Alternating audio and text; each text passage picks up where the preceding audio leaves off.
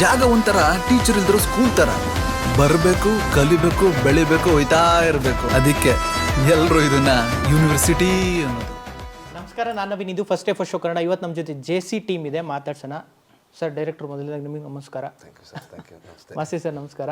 ನಮಸ್ತೆ ಸರ್, ನಿಮಗೂ ನಮಸ್ಕಾರ. ಟ್ರೈಲರಲ್ಲಿ ನಿಮ್ಗೆ ನೋಡಿದ್ರೆ ತುಂಬ ಭಯ ಆಗುತ್ತೆ ಸರ್. ನಿಮ್ಮ ಕ್ಯಾರೆಕ್ಟರ್ ತುಂಬ ವಿಚಿತ್ರವಾಗಿದೆ. ಸೊ ಹೆಂಗಿರುತ್ತೆ ಆ್ಯಕ್ಚುಲಿ? ಟ್ರೇಲರಲ್ಲಿ ಹೇಗೆ ಕಾಣಿಸ್ತಿದ್ಯೋ ಅದಕ್ಕಿಂತ ಇನ್ನೂ ವಿಭಿನ್ನವಾಗಿ, ಇನ್ನೂ ಭಯಾನಕರವಾಗಿ ಸಿನಿಮಾಲಿ ತೋರಿಸಿದ್ದಾರೆ. ಸೊ ಒಂದು enter package. Sir, trailer honestly ತುಂಬ ಚೆನ್ನಾಗಿದೆ. Trailer thank you sir. ತುಂಬ ರಿಯಲಿಸ್ಟಿಕ್ ಆಗಿ ಬಂದಿದೆ. ಆಫ್ಟರ್ ಇದೆ ಟಗರು, ಕಡ್ಡಿಪುಡಿ, ಪಾಪ್ಕಾರ್ನ್ ಮಂಕಿ ಟೈಗರು, ಈ ಥರದ ಸಿನಿಮಾ ಇಷ್ಟಪಡ್ತಾ ಇರೋರಿಗೆ ತುಂಬ ಚೆನ್ನಾಗಿದೆ ಅಂತ ಅನ್ನಿಸ್ತು. ಬಳಸಿರೋ ಮ್ಯೂಸಿಕ್ ಆಗಲಿ, ಎಡಿಟಿಂಗ್ ಪ್ಯಾಟ್ರನ್ ಆಗಲಿ ಒಂಥರ ಹೊಸದಾಗಿದೆ, ಟ್ರೆಂಡಿಯಾಗಿದೆ. ಅಂಡರ್ವರ್ಲ್ಡ್ನ ಸ್ವಲ್ಪ ಟ್ರೆಂಡಿಯಾಗಿ ತೋರಿಸಿದ್ದೀರಾ. ಹೌದೌದು. ಸೊ ಹೆಂಗೆ ಪ್ಲ್ಯಾನಿಂಗ್ ಆಯಿತು ಈ ಥರ ಒಂದು ಸಿನಿಮಾ ಮಾಡಬೇಕು, ಹಿಂಗೆಲ್ಲ ಈ ಥರದೊಂದು ಪ್ರೆಸೆಂಟ್ ಮಾಡಬೇಕು ಅಂತೆಲ್ಲ? ಸರ್, ನಾನು ಅದೇ ಫ್ಲೇವರ್ ಇಷ್ಟಪಟ್ಕೊಂಡು ಆ ಜಾನರ್ಸ್ಗಳನ್ನ ತುಂಬ ಲೈಕ್ ಮಾಡ್ಕೊಂಡು ಬಂದಿರೋವಂಥ ಹುಡುಗ. ಸೊ ಅದು ಚಿಕ್ಕ ವಯಸ್ಸಿಂದನೂ ಆ ಫ್ಲೇವರ್ಸ್ಗಳನ್ನ ಇಷ್ಟಪಡ್ತಾ ಬರಬೇಕಾದ್ರೆ, ಸೊ ನಾವು ಫಿಲಮ್ ಇಂಡಸ್ಟ್ರಿ ಅಥವಾ ಸಿನಿಮಾ ಮಾಡಬೇಕು, ಡೈರೆಕ್ಟರ್ ಆಗಬೇಕು ಅಥವಾ ಆ್ಯಕ್ಟರ್ ಆಗಬೇಕು ಇಲ್ಲ ರೈಟರ್ ಆಗಬೇಕು ಅಂತ ಬಂದಾಗ ನಮ್ಮ ಮೈಂಡಲ್ಲಿ ಅದೇ ಕೂತಿರುತ್ತೆ. ನಾನು ಆ ಸಿನಿಮಾ ನೋಡಿದ್ನಲ್ಲ, ದುನಿಯಾ ನೋಡಿದ್ದೆ, ಓಂ ನೋಡಿದ್ದೆ, ಜೋಗಿ ನೋಡಿದ್ದೆ, ಕಡ್ಡಿಪುಡಿ ನೋಡಿದ್ದೆ, ಈ ಥರ ಒಂದು ಪ್ಯಾಟ್ರನ್ನೇ ಹಾಂಟ್ ಮಾಡ್ತಾ ಇತ್ತು. ಸೊ ನನ್ನ ಫಸ್ಟ್ ಸಬ್ಜೆಕ್ಟ್ ಅದೇ ಥರದೇ ಒಂದು ರಾ ರಿಯಲಿಸ್ಟಿಕ್ ಆಗಿರಬೇಕು ಅಂತ ಈ ಸಬ್ಜೆಕ್ಟ್ನ ನಾನು ಚೂಸ್ ಮಾಡಿಕೊಂಡೆ. ಮಸ್ತಿ ಸರ್. ಅದೇ ಅಂಡರ್ವರ್ಲ್ಡ್ ಸಿನಿಮಾ ಅಂತಂದರೆ ತಕ್ಷಣ ನೆನಪಿಗೆ ಬರೋದು ನಿಮ್ಮ ರೈಟಿಂಗೇ. ಸೊ ಈ ಸಿನಿಮಾನ ನೀವು ನೋಡಿದಾಗ ಹೆಂಗೆ ಅಂದರೆ ಹಳೆ ಸಿನಿಮಾಗಳಿಗಿಂತ ಈ ಸಿನಿಮಾ ಹೊಸದಾಗಿದೆ ಅಂತ ಅನ್ಸುತ್ತಾ? ಹೆಂಗೆ ಅನ್ಸುತ್ತೆ ಆ್ಯಕ್ಚುಲಿ JC ನಿಮ್ಮ ಪ್ರಕಾರ? JC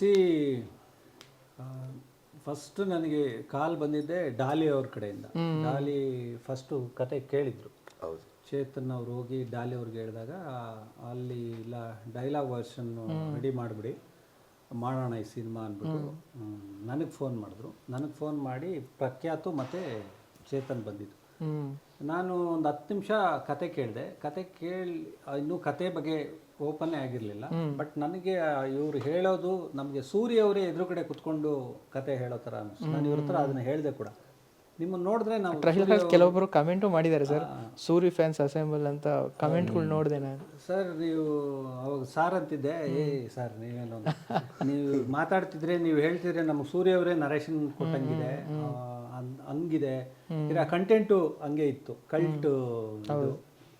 ನಾನು ಬರಿಬೇಕು ಅಂತ ಅಂದ್ಕೊಂಡೆ. ಆಮೇಲೆ ಡಾಲಿನೂ ವೆಯ್ಟ್ ಮಾಡ್ತಿದ್ರು. ಇಮಿಡಿಯೇಟಾಗಿ ಫೋನ್ ಮಾಡಿ, ಇಲ್ಲ ಚೆನ್ನಾಗಿ ಹೇಳಿದ್ರು ಅಲ್ವಾ, ಅವ್ರು ಆ ಜಗತ್ತು ನೋಡಿದ್ದಾರೆ. ನನಗೆ ಅದೇ ಅವ್ರು ಹೇಳೋದು ಸ್ವಲ್ಪ ಸರಿಯಾಗಿ ಅರ್ಥ ಆಗಲಿಲ್ಲ, ಅದಕ್ಕೆ ನಿಮ್ಮ ಹತ್ರ ಒಂದು ಸತಿ ಕಳಿಸ್ದೆ, ಕೆಲಸ ಮಾಡೋಣ.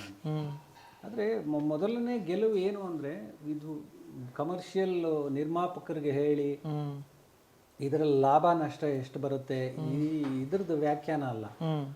ಒಬ್ಬ ಹ್ಯಾಪನಿಂಗ್ ಹೀರೋ ಹತ್ರ ಹೋಗಿ ಕತೆ ಓಕೆ ಮಾಡಿಸಿ, ಮತ್ತು ಅವ್ರ ದೊಡ್ಡತನ ಏನು ಅಂದರೆ ಅದಕ್ಕೆ ಇನ್ನೊಬ್ಬ ಹುಡುಗ ಹೀರೋ ಆಗಲಿ, ಅದಕ್ಕೆ ಚಾನ್ಸಸ್ ಇತ್ತು. ಈಗ JCಗೆ ಡಾಲಿನೇ ಕ್ಯಾಸ್ಟಿಂಗ್ ಆಗಿ ಮಾಡ್ಬೋದಾಗಿತ್ತು. ಬಟ್ ಅವರು ಅದಕ್ಕೆ ಪ್ರಖ್ಯಾತ್ನ ರೆಫರ್ ಮಾಡಿದ್ದು, ಅದು ತುಂಬ ಇಷ್ಟ. ಸರ್, ಯೂಶ್ವಲಿ ಡೈರೆಕ್ಟರ್ಗಳು ಇತ್ತೀಚೆಗೆ ಬಿಟ್ಟರೆ ಒಂದು ಸ್ವಲ್ಪ ವರ್ಷಗಳ ಹಿಂದೆ ಹೋದರೆ ಫಸ್ಟ್ ಸಿನಿಮಾ ಅನ್ನೋದು ಒಂದು ಲವ್ ಸ್ಟೋರಿ ಇಲ್ಲ ಅಂಡರ್ವರ್ಲ್ಡು ಎರಡು ಮಾಡಬೇಕು ಅಂತ ತುಂಬ ಆಸೆ ಇಟ್ಕೊಂಡಿದ್ರು ಅಂತ ಅನಿಸುತ್ತೆ. ನಿಮಗೂ ಆ ಥರ, ನೀವು ಕೂಡ ಅದೇ ಚೂಸ್ ಮಾಡಿದ್ರೆ ಅಂದರೆ ಅಂಡರ್ವರ್ಲ್ಡೇ ಚೂಸ್ ಮಾಡಿರೋದು, ಆ ಥರದ್ದೊಂದು ಆಸೆನ? ಮತ್ತು ಯಾಕೆ ಆ ಥರದ್ದೊಂದು ಚೂಸ್ ಮಾಡ್ತಾರೆ ಡೈರೆಕ್ಟರ್ಗಳು ನಿಮ್ಮ ಪ್ರಕಾರ? ಸರ್, ಏನಂದರೆ ನನಗೆ ಅಂಡರ್ವರ್ಲ್ಡು ಅಥವಾ ಲವ್ ಸ್ಟೋರಿ ಈ ಥರ ಬೇರೆ ಬೇರೆ ಜಾನರ್ಸ್ನ ಯೋಚನೆ ಮಾಡೋದಕ್ಕೆ ಯೂಶ್ವಲಿ ನನಗನ್ಸೋ ಪ್ರಕಾರ ಏನಂತಂದರೆ, for the first time direct ಮಾಡಬೇಕು ಅಥವಾ ಪ್ರೊಡ್ಯೂಸರ್ ಅಪ್ರೋಚ್ ಮಾಡಬೇಕು, ನನಗೊಬ್ಬ ಪ್ರೊಡ್ಯೂಸರ್ ಸಿಗಬೇಕು, ನಾನು ಮೂವಿ ಮಾಡಬೇಕು ಅನ್ನೋರಿಗೆ ಒಂದು 3-4 ಥರ ಕತೆ ಇಟ್ಕೊಂಡಿರ್ತಾರೆ. ಯಾವ್ದಾರು ಒಂದು ಕಚ್ಕೊಂಡ್ಬಿಡ್ಲಿ ಗುರು, ನಾನು ಈ ಥರ 4-5 ಕತೆ ಇಟ್ಕೊಂಡಿದ್ದೀನಿ, ಸೊ ಯಾವ್ದಾರು ಒಂದು ಕಚ್ಕೊಂಡ್ರೆ ಸಾಕು ನನಗೆ ಅನ್ನೋ ಥರದ ಒಂದು ಫೀಲಲ್ಲಿ ಇರ್ತಾರೆ. ಸೊ ನಾನು ಅದೇ ಥರನೇ ಏನು ಮಾಡಿದೆ ಅಂತಂದರೆ, ಒಂದು 4-5 ಜಾನರ್ಸಲ್ಲಿ ಲೈನ್ ಮಾಡಿ ಇಟ್ಕೊಂಡಿದ್ದೆ. ಬಟ್ JC ಸಬ್ಜೆಕ್ಟ್ ಮಾತ್ರ ಕಂಪ್ಲೀಟ್ ವರ್ಷನ್ನ ರೆಡಿ ಮಾಡಿ ಇಟ್ಕೊಂಡಿದ್ದೆ.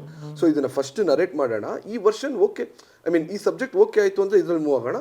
ಇನ್ ಕೇಸ್ ಇದೇನಾದ್ರೂ ಸ್ವಲ್ಪ ಒಂಚೂರು ಇಲ್ಲ ನೆಕ್ಸ್ಟ್ ಮಾಡೋಣ ಅಥವಾ ಇದು ತುಂಬ ಯೂಜ್ ಆಗಿದೆ ಆ ಥರ ಏನಾರ ಬಂತು ಅಂದಾಗ, ಸೊ ಅದು ಪ್ಯಾರಲಲ್ ಆಗಿ ಒಂದು ಇನ್ನೂ 3 ಸಬ್ಜೆಕ್ಟ್ ಇದೆ, ಅದನ್ನ ಬೇಕಾದ್ರೆ ಕೇಳಿ ನೋಡಿ ಅನ್ನೋ ಥರ ಇತ್ತು. ಬಟ್ ತುಂಬ ಕಾನ್ಫಿಡೆನ್ಸ್ ಏನಿತ್ತು ಅಂತಂದರೆ ಈ ಸಬ್ಜೆಕ್ಟ್ ಮೇಲೆ, ಆಬ್ವಿಯಸ್ಲಿ ಎಲ್ಲ ಡೈರೆಕ್ಟರ್ಸ್ಗೂ ಫಸ್ಟ್ ರಾ ಆಗಬೇಕು, ಐ ಮೀನ್ ಮಾಸ್ ಆಗಿ ಮಾಡಬೇಕು, ಒಂದು ಲವ್ ಸ್ಟೋರಿ ಮಾಡಬೇಕು, ಇದು ಎಲ್ಲ ಡೈರೆಕ್ಟರ್ಗೂ ಇರುತ್ತೆ. ಅದೇ ಥರ ನನಗೂ ಒಂದು ಮಾಸ್ ಸಬ್ಜೆಕ್ಟ್ ಮಾಡಬೇಕು ಅನ್ನೋ ಥರನೇ ಇತ್ತು. ಆದರೆ ಮಾಸ್ ಅಂದ ಮಾತ್ರಕ್ಕೆ ಕ್ಯಾರೆಕ್ಟರ್ ಮಾಸ್ ಆಗಬಾರ್ದು, ಓವರಾಲ್ ಸಿನಿಮಾ ಮಾಸ್ ಆಗಿರಬೇಕು. ಅದು ನನ್ನ ಒಂದು ಪ್ರಿಪ್ರೇಷನ್ ಇತ್ತು. ಸೊ ಆ ಮಾಸ್ ಬಂದ್ಬಿಟ್ಟು ಸಬ್ಜೆಕ್ಟಲ್ಲಿ, ಕಥೆಯಲ್ಲಿ, ಸ್ಕ್ರೀನ್ ಪ್ಲೇಲಿ ಬಿದ್ದಾಗ ಆಬ್ವಿಯಸ್ಲಿ ಕೇಳಿಸ್ಕೊಂಡವ್ರಿಗೆ ಅಥವಾ ಅದರಲ್ಲಿರುವಂಥ ವಿಷಯನ ಡಿಸ್ಕಸ್ ಮಾಡೋರಿಗೆ ತುಂಬ ಇಂಟ್ರೆಸ್ಟಿಂಗ್ ಆಗಿ ಅನ್ಸುತ್ತೆ. ಸೊ ಅವಾಗಲೇ ನಮಗೆ ಡೇ ಬೈ ಡೇ ಆ ಇಂಟ್ರೆಸ್ಟಿಂಗ್ ಆಗಿರುವಂಥ ವಿಷಯಗಳು ಸೇರ್ಕೊಂಡಾಗ್ಲೇ ಓಕೆ ಗುರು, ಇದೇ ನಮ್ಮ ಸಬ್ಜೆಕ್ಟು, ಇದನ್ನೇ ಫಸ್ಟ್ ಮೂವ್ ಮಾಡೋಣ, ಇದು ನಿಜ ನಿಂತ್ಕೊಳ್ಳುತ್ತೆ, ಇದು ತಲುಪುತ್ತೆ ಇದು ಜನಕ್ಕೆ. ಹಾಗಂತ ಮಾಸ್ ಆಗಲಿ ಅಂಡರ್ವರ್ಲ್ಡ್ ಆಗಲಿ it's not a negative thing, ಇದನ್ನ ಮಾಡಬೇಡ ಅನ್ನೋದು ಒಂದು ವಿಷಯ ಅಲ್ವಾ. ಸೊ ಅದನ್ನ ಹೇಳಕ್ಕೆ ಅಂತ ಬಂದಿದ್ವಿ ನಾವು, ಅಂದ್ರೆ ಐ ಮೀನ್ ರೈಟಿಂಗ್ ಸ್ಟಾರ್ಟ್ ಮಾಡಿದೆ ನಾನು.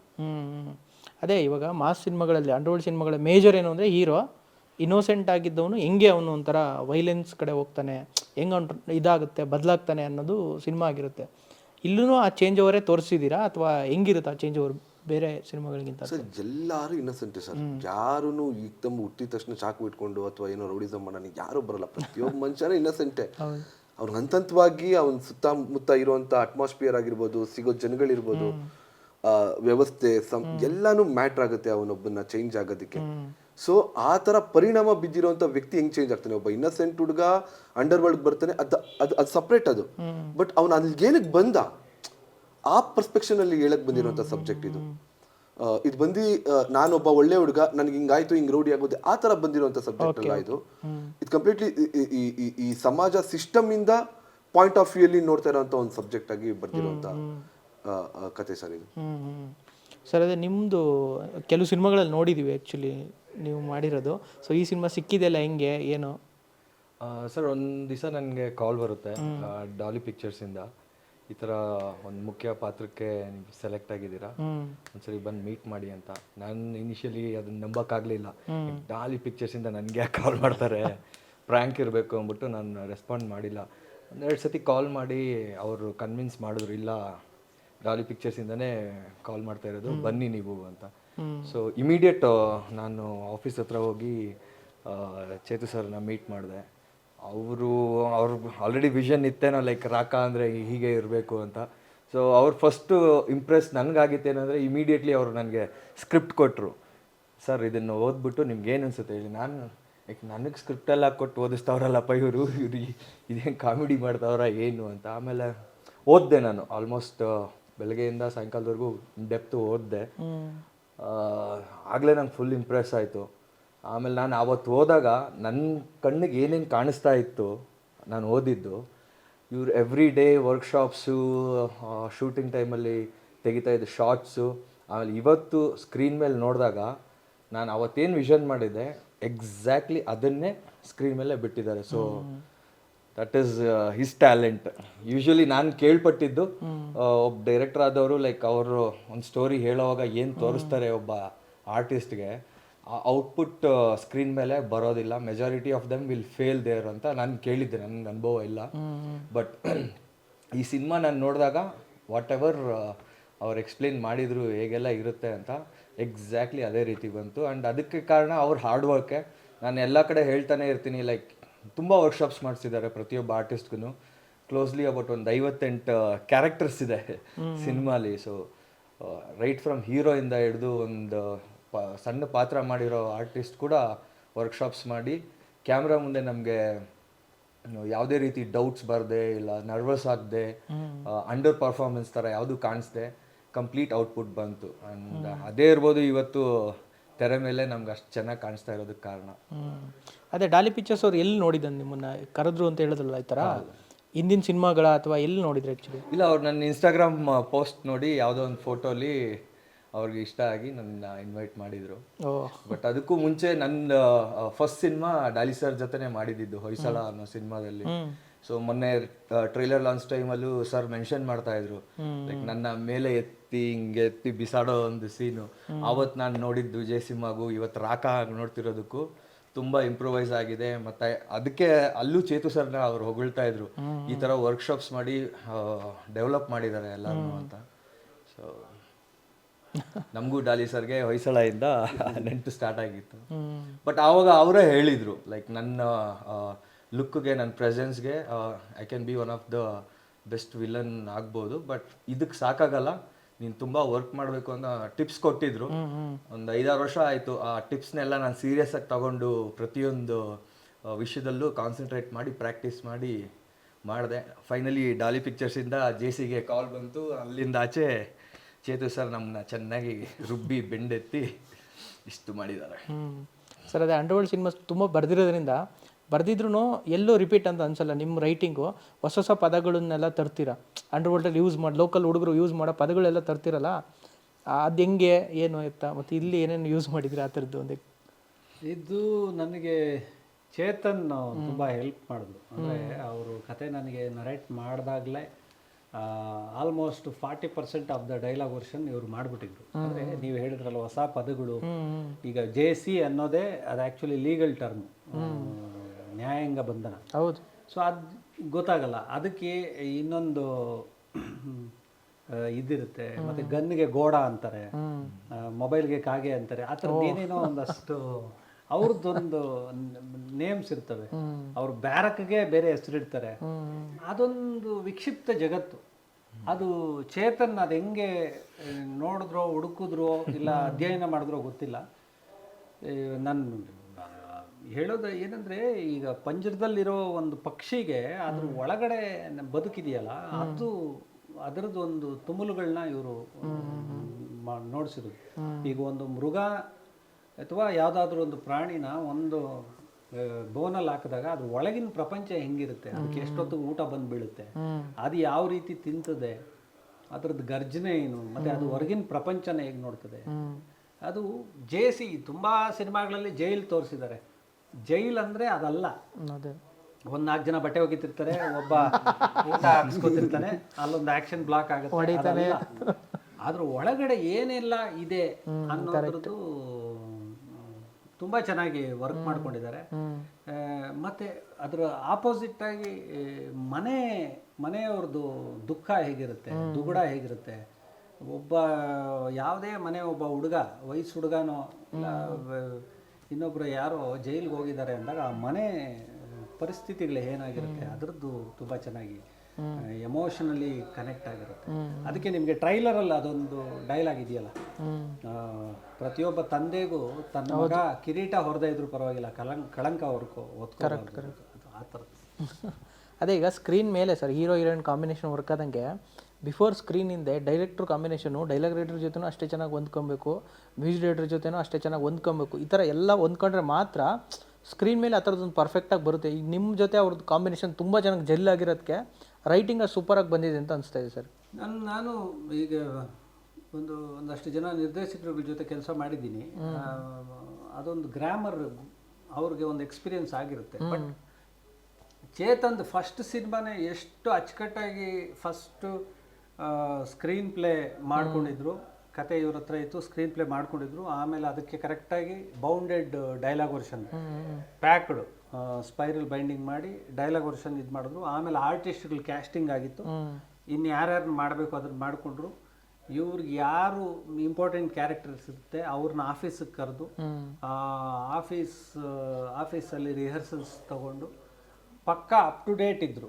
ಡಾಲಿ ಅವ್ರು ಯಾವಾಗ ಗ್ರೀನ್ ಸಿಗ್ನಲ್ ಕೊಟ್ಟರು ಇವ್ರು ಶೂಟ್ಗೆ ಹೋಗೋ ಥರ ಇದ್ರು. ಅಲ್ಲಿ ಹೋಗಿ ಮಾಡ್ಕೊಂಡು ಬಿಡೋಣ, ಅಲ್ಲಿ ಸ್ಪಾಟಲ್ಲಿ ಮಾಡಿದ್ರೆ ಇನ್ನೂ ಚೆನ್ನಾಗಿರುತ್ತೆ, ಇದು ಯಾವುದು ಅವತಾರಗಳು ಮಾಡಿದೆ ಚೆನ್ನಾಗಿ. ಅಂದರೆ ನಾನು ಹೇಳೋದು ಆ ಒಂದು ಭಯ ಇದೆಯಲ್ಲ, ಅದೇ ಅದೇ ಹೌದು.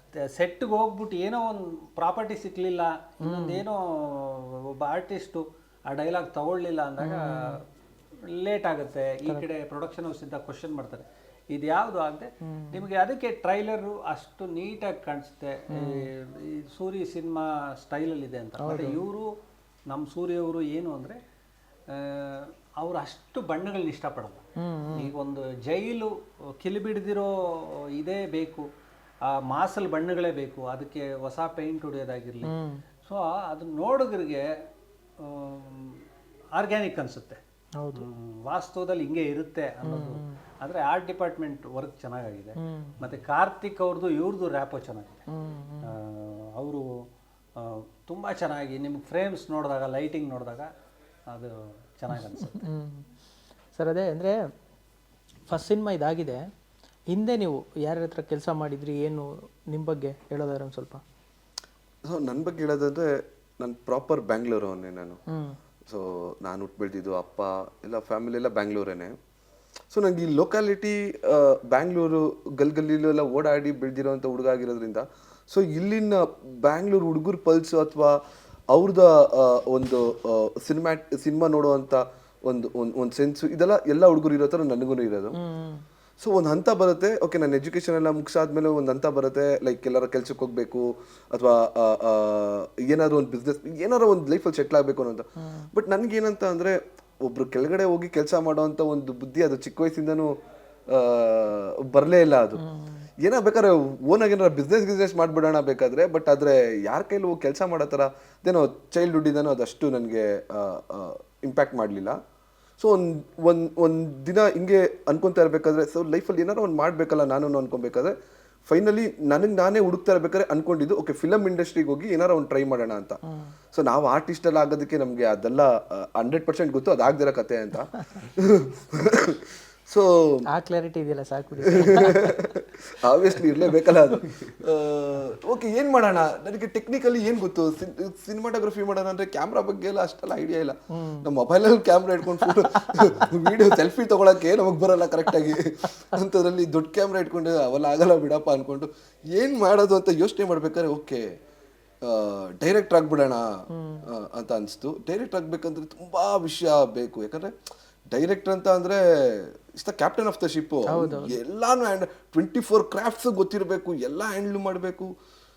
ಸೊ ತುಂಬ ಟಫೆಸ್ಟ್ ಜವಾಬ್ದಾರಿ ಅಲ್ವಾ ಅದು ಅಂತ ಅಂದಾಗ ಆ ಟಫೇ ಬೇಕು ನಿನಗೆ ಮಾಡು ಅನ್ನೋ ಥರ ಒಂದು ಒಳಗಡೆಯಿಂದ ಒಂದು ಮನಸ್ಸು. ಸರಿ ಆಯಿತು ಡಿಸೈಡ್ ಮಾಡೋಣ ಡೈರೆಕ್ಟರ್ ಆಗೋಣ ಅಂತ ಹೇಳ್ಬಿಟ್ಟು ಅಲ್ಲಿಂದ ನಾನು ಜರ್ನಿ ಸ್ಟಾರ್ಟ್ ಮಾಡಿದೆ. ಫಸ್ಟ್ ನಾನು ಸ್ಟಾರ್ಟ್ ಮಾಡಿದೆ ಇಡೀ ಪ್ರಪಂಚದಲ್ಲಿರೋ ಒಳ್ಳೊಳ್ಳೆ ಸಿನಿಮಾ ಮಾಡಿರೋ ಅಂತ ದೊಡ್ಡ ದೊಡ್ಡ ಡೈರೆಕ್ಟರ್ಸ್ ಇಂಟರ್ವ್ಯೂ ನೋಡೋಕೆ ಸ್ಟಾರ್ಟ್ ಮಾಡಿದೆ. ಇಂಟರ್ವ್ಯೂ ನೋಡೋಕೆ ಸ್ಟಾರ್ಟ್ ಮಾಡಿದೆ. ಲೈಕ್ ನಿಮಗೆ ಬೇಬಲ್ ಅಂತ ಒಂದು ಸಿನಿಮಾ ಇನ್ಯಾರೆಟಿವ್ ಅಂತ ಡೈರೆಕ್ಟರ್ ಇದ್ದಾರೆ, ಆಂಬ್ರೋಸ್ ಪೋರಸ್ ಅಂತ ಫಿಲ್ಮ್ ಮಾಡಿದ್ದಾರೆ. ಅವ್ರದ್ದು ತುಂಬ ಇನ್ಸ್ಪಿರೇಷನ್ ಇಂಟರ್ವ್ಯೂಸ್ಗಳಿದೆ, ಸಖತ್ ಇನ್ಸ್ಪೈರ್ ಮಾಡುತ್ತೆ ಅವ್ರದ್ದು. ಆಮೇಲೆ ಸ್ಟ್ಯಾನ್ಲಿ ಕ್ಯೂಬ್ರಿಕ್ ಅವರಿದ್ದಾರೆ, ಅವರು ಒಳ್ಳೆ ಅದ್ಭುತವಾದ ಡೈರೆಕ್ಟರು. ಅವ್ರದ್ದು ಇಂಟರ್ವ್ಯೂಸ್, ಅವ್ರ ಫಿಲಮ್ ಮೇಕಿಂಗು. ನಮ್ಮಲ್ಲಿ ಸೂರಿ ಸರ್ ಬಿಡಿ, ಸೂರಿ ಸರ್ಗೆ ಅಂದರೆ ನಮಗೆ ಅವರೆಲ್ಲ ದೊಡ್ಡ ಲೆಜೆಂಡ್ಗಳು. ಅವ್ರ ಸಿನಿಮಾಗಳನ್ನ ನೋಡಿಕೊಂಡು ನಾನು ನೀವು ನಮ್ಮಲ್ಲ ಇಂತಿನ ಪ್ರೀತಿಯ ಫಿಲಮ್ ನೋಡಿದಾಗ ನಾನು ಫಸ್ಟ್ ಶೋ ಹೋಗ್ತೀನಿ, ಹೋಗಿ ಒಂದು ರೌಂಡ್ ಈಚೆ ಕಡೆ ಹೋಗಿ ಅವಾಗಿನೂ ನಾವು PU ಆ ಟೈಮಲ್ಲಿ ಫ್ರೆಂಡ್ಸ್ ಹತ್ರ ಒಂದು ಮೀಟ್ ಆಗ್ಬಿಟ್ಟು ಇಮಿಡಿಯೇಟ್ ನೆಕ್ಸ್ಟ್ ಅದೇ ಈವ್ನಿಂಗ್ ಶೋಗೆ ಹೋಗ್ತೀರಿ. ಅಂದರೆ ಅಷ್ಟು ಇಷ್ಟಪಡೋ ಅಂಥ ಫಿಲಮ್ ಮೇಕರ್ ಸೂರಿ ಸರು, ನಮ್ಮ ಉಪ್ಪಿ ಸರು, ಆ ಥರ ವ್ಯಕ್ತಿಗಳನ್ನ ಇಷ್ಟಪಟ್ಟು ಅವ್ರ ಇಂಟರ್ವ್ಯೂಸ್ನೆಲ್ಲ ನೋಡಿದು ಅವರಿಂದನೇ ನಾನು ಕಲ್ತಿರೋದು. ಒಬ್ರ ಹತ್ರ ಹೋಗಿ ಕಲಿಯೋದಕ್ಕಿಂತ ಇವ್ರು ಆಡಿರೋ ಮಾತುಗಳು, ಇವ್ರು ಹೇಳ್ಕೊಟ್ಟಿರೋ ವಿಷಯಗಳೇ ನಂಗೆ ತುಂಬ ಪರಿಣಾಮ ಬೀಳ್ತು. ಅದಾದಮೇಲೆ ಸೊ ಹಿಂಗೆ ಸರ್ಚ್ ಮಾಡ್ತಾ ಮಾಡ್ತಾ ಸಹನಾ ಮೂರ್ತಿ ಅವರು ತ್ರಿವಿಕ್ರಮ ಅಂತ ಹೇಳಿ ಒಂದು ಸಿನಿಮಾ ಅನೌನ್ಸ್ ಮಾಡ್ತಾರೆ ವಿಕ್ರಮ್ ರವಿಚಂದ್ರನ್ ಅವ್ರ ಜೊತೆ. ಸೊ ವಿಕ್ರಮ್ ರವಿಚಂದ್ರನ್ ಅವರು ನನಗೆ ಮುಂಚೆಯಿಂದನೂ ಪರಿಚಯ ಇರ್ತಾರೆ, ಅವರು ಮತ್ತು ಮನೋರಂಜನ್ ಅವರು.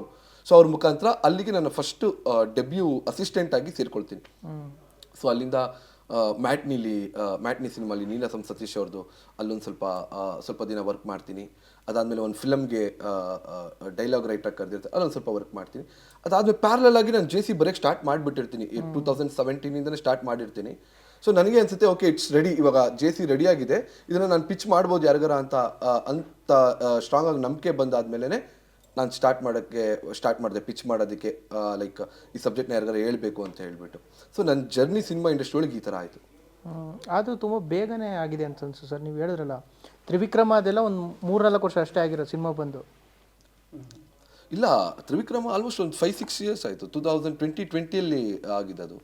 ಅದೇ 21 ಏನೋ ಸರ್, ಕೋವಿಡ್ ಆಗಿದ್ದದು. ಇಲ್ಲ ಬಿಫೋರ್ ಕೋವಿಡ್. ಹೌದಾ? ಹಾಂ, ತ್ರಿವಿಕ್ರಮ ಆಯಿತು. ಅಂದರೆ ಅದಕ್ಕಿಂತ ಮುಂಚೆನೂ ಅಲ್ಲಿಗೆ ಸೇರ್ಕೊಳ್ಳೋ ಅಂತ ಒಂದು ಸ್ಟ್ರಗಲ್ ಇದೆಯಲ್ಲ. ಹೋಗಿದ ತಕ್ಷಣ ಯಾರು ಬಾಪ ನೀನು ಅಷ್ಟೇನು ಡೈರೆಕ್ಟರ್ ಆಗು ಅಂತ ಯಾರು ಸೇರಿಸ್ಕೊಳ್ಳಲ್ಲ. ಸೊ ನಮ್ದ್ರಲ್ಲಿ ಏನಿದೆ, ನಮ್ಮ ಸ್ಟಫ್ ಏನಿದೆ ಎಲ್ಲ ತಿಳ್ಕೊಂಡೇನೆ ಅವರು ಸೇರಿಸ್ಕೊಂತಾರಲ್ಲ. ಸೊ ಆ ಜರ್ನಿನೇ ನಮಗೆ 1-2 ವರ್ಷ ತಳ್ಳಿಬಿಡುತ್ತೆ. ಇನ್ನೊಂದು ಮೇನ್ ಏನಂತಾರೆ, ನಮ್ಮ ಸಿನಿಮಾ ರಂಗದಲ್ಲಿ ಸಿನಿಮಾ ಫೀಲ್ಡಲ್ಲಿ ಬರೋರಿಗೆ ಈ ವರ್ಷಗಳು ಹೆಂಗೆ ಹೋಗ್ಬಿಡುತ್ತೆ ಅನ್ನೋದೇ ಗೊತ್ತಾಗಲ್ಲ ನಮಗೆ. ವೆಯ್ಟ್ ಮಾಡ್ತಾ ಬೇಡ್ತಾನೆ ವರ್ಷಗಳು ಹೋಗ್ಬಿಟ್ಟಿರುತ್ತೆ. ಅದೇ ಸರ್, ಅದೇ ಇವಾಗ ಒಂದು ಕೇಳ್ತೀನಿ. ಯಾಕೆಂತಂದರೆ ತುಂಬ ಜನ ಹುಡುಗರು ಸರ್ ತುಂಬ ಅಸಿಸ್ಟೆಂಟ್ ಡೈರೆಕ್ಟರ್ ಅಸೋಸಿಯೇಟಾಗಿ ಕೆಲಸ ಮಾಡ್ತಾನೆ ಇರ್ತಾರೆ. ಬಟ್ ಇವತ್ತಿಗೂ ನಮ್ಗೆ ಗೊತ್ತಿರೋರು ಇದ್ದಾರೆ, ಫಸ್ಟ್ ಸಿನಿಮಾ ಮಾಡೋಕ್ಕೆ ಇನ್ನೂ ಸ್ಟ್ರಗಲ್ಲೇ, ಇನ್ನೂ ವೇಟಿಂಗೇ ಆಗಿರುತ್ತೆ. ಬಟ್ ನಿಮ್ಗೆ ಹೆಂಗೆ ಅಂದರೆ ಪಿಚ್ ಮಾಡಿದ್ದು ಹೆಂಗೆ, ರೀತಿ ಹೆಂಗಿತ್ತು ನಿಮಗೆ ಅಂತ ಅದು ಹೇಳಿದ್ರೆ, ನೀವು ಇಂಟರ್ವ್ಯೂ ನೋಡಿದಂಗೆ ಅವರು ಇಂಟರ್ವ್ಯೂ ನೋಡಿದ್ರೆ ಗೊತ್ತಾಗುತ್ತಲ್ಲ ಅಂತ. ಏನಂದ್ರೆ ಸರ್ ಇದು ನಾನು ಯಾರಿಗೂ ಹೇಳೋಷ್ಟು ದೊಡ್ಡ ವ್ಯಕ್ತಿನೂ ಅಲ್ಲ, ನಾನು ಆ ಥರ ಏನು ಸಾಧನೆ ಮಾಡಿಲ್ಲ. ಬಟ್ ಆದರೆ ಫಸ್ಟ್ ಸಿನಿಮಾ ನನಗೆ ಡಾಲಿ ಪಿಕ್ಚರ್ಸಿಂದ ಬಂತು, ಅಥವಾ ಒಬ್ಬರು ಪ್ರೊಡ್ಯೂಸರ್ ನನ್ನ ಮೇಲೆ ನಂಬಿಕೆ ಇಟ್ಟು ನನ್ನ ಕತೆ ಮೇಲೆ ಅಥವಾ ನಾನು ಅನ್ಕೊಂಡಿರೋ ಪ್ಲಾನಿಂಗ್ಗೆ ಬಂಡವಾಳ ಆಗ್ತಾರೆ ಅನ್ನೋದಕ್ಕೆ ಮೇಯ್ನ್ ರೀಸನ್ ನನ್ನ ಪ್ರಿಪರೇಷನ್ ಸರ್. ಸೊ ನಾವು ಯಾವ ಲೆವೆಲ್ ಪ್ರಿಪೇರ್ ಆಗಬೇಕಂದ್ರೆ ಡೆಬ್ಯೂ ಡೈರೆಕ್ಟರ್ಸು ಎದುರುಗಡೆ ಕೂತ್ಕೊಂಡು ಪ್ರಶ್ನೆ ಮಾಡ್ತಾರೆ ಯಾರಾದ್ರೂ, ಅಂದರೆ ಇದ್ಯಾಕೆ ಹಿಂಗೆ ಅದ್ಯಾಕೆ ಹಿಂಗೆ ಅಂತ ಪ್ರಶ್ನೆ ಮಾಡ್ತಾರೆ ಅಂದರೆ ಅದೆಲ್ಲದಕ್ಕೂ ಉತ್ತರ ಗೊತ್ತಿರೋ ಅಷ್ಟು ಪ್ರಿಪೇರ್ ಆಗಿರಬೇಕು. Each and every line, each and every scene, ಇದಕ್ಕೆ ಬರುತ್ತೆ, ಇದಕ್ಕೆ ಮಾಡಿದ್ದೀನಿ, ಇಷ್ಟು ಪ್ರಿಪೇರ್ ಆದಾಗ್ಲೇ ಇವಾಗ ಪ್ರೆಸೆಂಟಲ್ಲಿ ಹೇಳ್ತಾ ಇದ್ದೀನಿ ನಾನು. ಮುಂಚೆ ಬಿಟ್ಬಿಡಿ, ಅದೊಂದು ಏರ. ಪ್ರೆಸೆಂಟಲ್ಲಿ ಪ್ರಿಪ್ರೇಷನ್ ತುಂಬ ಮುಖ್ಯ. ಆಮೇಲೆ ಸ್ಮಾರ್ಟಾಗಿ ವರ್ಕ್ ಮಾಡಬೇಕು. Each and every scene important, start mid end important. ಆಮೇಲೆ ಆ ಗ್ರಾಫ್ ಇದೆ. ಸ್ಕ್ರೀನ್ ಪ್ಲೇ ಮತ್ತು ಸಿನಿಮಾ ಅನ್ನೋದು ಬಂದ್ಬಿಟ್ಟು ಡೈರೆಕ್ಟಾಗಿ ನಾನು ಏನೋ ಅನ್ಕೊತಾ ಇದ್ದೀನಿ ಅದನ್ನು ಬರ್ದ್ಬಿಡ್ತೀನಿ, ಅದು ಪ್ರಾಪರ್ ವೇ ಅಲ್ಲ ನಾನು ಅನ್ಕೊಂಡಂಗೆ. ಅದಕ್ಕೊಂದು ಗ್ರಾಫ್ ಇದೆ. ಅದಕ್ಕೆ ಏನಂತಂದರೆ ಒಂದು ಜಾನರಲ್ಲಿ ಒಂದು ಕಥೆನ ತೊಗೊತೀನಿ ಅಂದರೆ ಅದನ್ನು ನಾನು ಯಾವ ಕೈಂಡ್ ಆಫ್ ಸ್ಕ್ರೀನ್ ಪ್ಲೇಲಿ ಹೇಳಕ್ಕೆ ಇಷ್ಟಪಡ್ತೀನಿ. ಲೀನಿಯರ್ ಆಗಿ ಹೇಳ್ತೀನ, ನಾನ್ ಲೀನಿಯರ್ ಆಗಿ ಹೇಳ್ತೀನ, ಸ್ಪ್ಲಿಟ್ ಆಗಿ ಹೇಳ್ತೀನ, ರಿವರ್ಸಲ್ಲಿ ಹೇಳ್ತೀನ, ತುಂಬ ವಿಷಯಗಳಿದೆ ಅದನ್ನೆಲ್ಲ. ಸೊ ಈ ಪ್ರಿಪ್ರೇಷನ್ ತುಂಬ ಮುಖ್ಯ ಆಗುತ್ತೆ ಒಬ್ಬ ಡೆಬ್ಯೂ ಡೈರೆಕ್ಟರ್ಗೆ. ನಾವೆಷ್ಟು ಪ್ರಿಪೇರ್ ಆಗ್ತೀವಿ ಅಷ್ಟು ಬಂಡವಾಳ ಹಾಕೋನಿಗೆ ನಂಬಿಕೆ ಬರುತ್ತೆ. ಹೌದು, ಇದು ನಾನು ಹೇಳಕ್ಕೆ ಇಷ್ಟಪಡ್ತೀನಿ. ಶಾರ್ಟ್ ಫಿಲಮ್ ಆ ಥರ ಏನೂ ಮಾಡಿಲ್ಲ ನೀವು? ಇಲ್ಲ ಸರ್, ಡೈರೆಕ್ಟ್ ಸಿನಿಮಾನೇ. ಸಿನಿಮಾ ಅದೇ ಸರ್, ಈಗ JC ಅದರೊಳಗಡೆ ಹೇಳಿದ್ರಲ್ಲ ಸರ್ ಹೇಳ್ದಂಗೆ, ಅಲ್ಲಿ ಒಳಗಡೆ ಕರೀತಾರೋ ಪದಗಳು ಪ್ರತಿಯೊಂದು ಅಂದರೆ ಡೀಟೇಲಿಂಗಾಗಿ ತುಂಬ ವರ್ಕ್ ಮಾಡಿದ್ದೀರಾ ಸರ್ ಸಿನಿಮಾಗೆ. ಸರ್ ಆ ಪದಗಳಲ್ಲ ಬಾಸ್ಗೆ ಥ್ಯಾಂಕ್ಸ್ ಹೇಳಬೇಕು ಸರ್. ಏನಂದ್ರೆ ಇದು ನಮ್ದು ಮೂಕರು ಸಿನಿಮಾ ಅಲ್ಲ, ಇಲ್ಲಿ ಮಾತಾಡಿದ್ರೇನೆ ಬೆಲೆ. ಆ ಮಾತುಗಳು ಹೆಂಗಿರ್ಬೇಕು ಅಂತ ಅಂದ್ರೆ ಕೆಲವು ಸಲ ಅಯ್ಯೋ ಅನ್ಸ್ಬೇಕು, ಕೆಲವು ಸಲ ಹೊಡೆದಾಗೋರು ಡೈಲಾಗು ಅನ್ಸ್ಬೇಕು. ಈ ಪಲ್ಸ್ ಇದೆಯಲ್ಲ, ಈ ಪಲ್ಸು ನಮ್ಮ ಮಾಸ್ತಿ ಸರ್ಗೆ ತುಂಬಾ ಅದ್ಭುತವಾಗಿ, ಅವರು ಡೈರೆಕ್ಟರ್ಸ್ ರೈಟರ್ ಅವರು. ಕರೆಕ್ಟ್. ನೀನು ಹೊಸಬ್ಬ ಬಿಡುಗರು ಬರ್ಕೊಡ್ತೀನಿ ನಿನ್ಗೆ ಆ ಥರ ರೈಟರ್ ಅಲ್ಲ. ನೀನು ಹೊಸಬ್ಬನಾ, ಬಾ ಕೂತ್ಕೊಳ್ಳೋಣ, ಏನು ನಿನ್ನ ಮೈಂಡಲ್ಲಿ ಏನಿದೆ ಹೇಳು, ಎಲ್ಲ ತಿಳ್ಕೊಳ್ಳೋಣ. ಒಳ್ಳೆ ಲಿಸ್ನರು, ಪ್ರತಿಯೊಂದು ಲಿಸನ್ ಮಾಡ್ತಾರೆ, ಆಮೇಲೆ ಗೈಡ್ ಮಾಡ್ತಾರೆ. ನೋಡಿ ಚೇತು, ಇದು ಬೇಕನ್ಸುತ್ತಾ ನೋಡಿ ಅಂತ ಅನ್ಸುತ್ತೆ. ನಮಗೆ ಒಂದು ಕ್ವಶನ್ ಹುಟ್ಟಿಸೋ ಥರ ಮಾಡ್ತಾರಲ್ಲ, ಅದು ತುಂಬಾ ಇಂಪಾರ್ಟೆಂಟ್. ಅದು ಒಬ್ಬ ಡೈಲಾಗ್ ರೈಟರ್ಗಾಗಿ ಒಂದು ಟೀಮಲ್ಲಿ ಇರೋರ್ಗಾರು ಆಗಿರ್ಬೋದು. ನಾನು ಹೇಳಿದೆಲ್ಲ ಸರಿ ಅಂತ ಅನ್ಕೊಂಡು ನನಗನ್ಸಿರ್ಬೋದು, ಬಟ್ ಆಪೋಸಿಟಲ್ಲಿ ಇರೋರ್ಗೆ ಆ ಥರ ಅನ್ಸ್ಬೇಕಲ್ವಾ. ಸೊ ಇದರಲ್ಲೆಲ್ಲ ನನಗೆ ತುಂಬ ಒಳ್ಳೆ ರೀತಿ ಗೈಡ್ ಮಾಡಿ ನನ್ನ ಸೀನ್ಗಳಿಗೆ ಅದ್ಭುತವಾದ ಬರವಣಿಗೆ ಮುಖಾಂತರ ಬರ್ದ್ಕೊಟ್ಟಿರೋ ಡೈಲಾಗ್ಸ್ಗಳಿದೆಯಲ್ಲ, ಅದಕ್ಕೆ ಎರಡು ಮಾತು ಆಡಂಗೆ ಇಲ್ಲ. ನಂದೆಷ್ಟು ಎಫರ್ಟ್ ಇದೆ ಒಂದು ಸ್ಕ್ರಿಪ್ಟ್ ಲೆವೆಲ್ಲು ಅಥವಾ ಸ್ಕ್ರೀನ್ ಪ್ಲೇ ಲೆವೆಲಲ್ಲಿ ಅಥವಾ ಡೈಲಾಗ್ಸ್ ಲೆವೆಲಲ್ಲಿ, ಅಷ್ಟೇ ಎಫರ್ಟು ಮಾಸ್ತಿ ಸರ್ದಿದೆ. ಅವ್ರ ಡೈಲಾಗ್ಸ್ಗಳು ಹೇಳಂಗೆ ಇಲ್ಲ ಬಿಡಿ. ಅಂದರೆ ಡೈಲಾಗ್ ಅಂದರೆ ಏನು ಮಾತಾಡ್ತಾನೆ ಅನ್ನೋದಕ್ಕಿಂತ ಮುಖ್ಯ ಎಷ್ಟು ಮಾತಾಡ್ತಾನೆ ಅನ್ನೋದು. ಕರೆಕ್ಟಾಗಿ ಹೇಳಿದ್ರಿ ನೋಡಿ ಸರ್. ಫಾರ್ ಎಕ್ಸಾಂಪಲ್ಲು, ಈಗ ಡೈರೆಕ್ಟರ್ಗೆ ನಾವು ಯಾವಾಗಲೂ ಈ ಒಂದು ಒಡನಾಟ ಇದ್ದೇ ಇರುತ್ತೆ. ನಿರ್ದೇಶಕರುಗಳ ಜೊತೆ, ನಿರ್ಮಾಪಕರ ಜೊತೆ, ಡಿಸ್ಟ್ರಿಬ್ಯೂಟರ್ಗಳ ಜೊತೆ ಓಡಾಡ್ತಿರ್ತೀವಿ. ಅಲ್ಲಿ ಏಳು ಬೀಳು ಇದನ್ನೆಲ್ಲ ಕೇಳ್ತಿರ್ತೀವಿ. ನಾನು ಯಾವಾಗಲೂ ಹೇಳ್ಕೊಳ್ಳೋದು, ನನಗೊಬ್ಬ ಡಿಸ್ಟ್ರಿಬ್ಯೂಟ್ರ್ ಚೆನ್ನಾಗಿ ಹೇಳಿದ್ದ, ನೀವು ನಿರ್ದೇಶಕ ಒಬ್ಬ ಅಡುಗೆ ಒಂಥರ ರೀ, ಅವ್ನು ಅಡುಗೆ ಕಲಿತೇ ಬರಬೇಕು. ಆದರೆ 50 ಜನಕ್ಕೆ ಎಷ್ಟು ಅಡುಗೆ ಮಾಡಬೇಕು, 500 ಜನ ಇದ್ದಾಗ ಎಷ್ಟು ಅಡುಗೆ ಮಾಡಬೇಕು.